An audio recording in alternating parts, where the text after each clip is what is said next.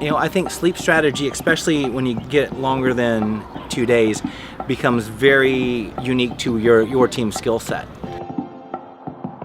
There are some teams who can go 72 hours without sleep and without having their performance dramatically suffer.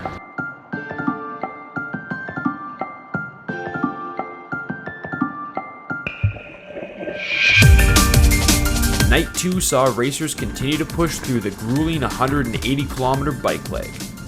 Fighting off the sleep monsters, many pushed ahead in an attempt to make the paddle leg cutoff. We just stopped in at a gas station, which conveniently is a convenience store as well. We got a double cheeseburger to help fuel the race bellies. But we're making an executive decision right now to skip out on the paddle because there's not nearly as many CPs available. And with time cutoffs and such, it's just really not in our interest in terms of our race strategy to go to that. We want to get as many CPs as possible, so we're going to go probably bike for another 50 to 60 miles. We'll see how it goes. We're trying to hit some trek checkpoints tomorrow.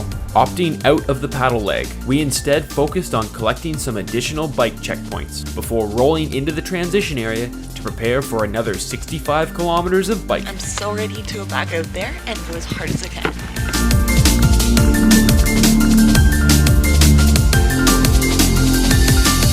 So the sun is rising. It's the morning of day 2. And it's looking like a gorgeous morning. We still haven't really slept much at all. And now we're making our way through another monster bike leg, but thankfully it's all paved roads so far.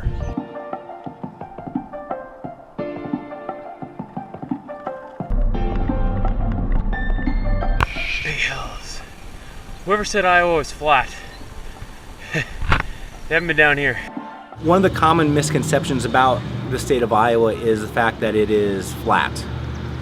Well, I don't know the exact number, but I believe there was about 30,000 feet of elevation loss and an equal amount of gain over the course of our 72 hours and 300 miles here in Iowa. And the bike leg took its toll on teams, as numerous mechanicals were encountered. Eventually, teams would arrive at that transition area and receive their coordinates for the next trek segment, a 20-kilometer bushwhack through dense forest. Strong orienteering skills were required on this leg, as the combination of thick woods and a lack of navigational handles made it difficult to orient oneself.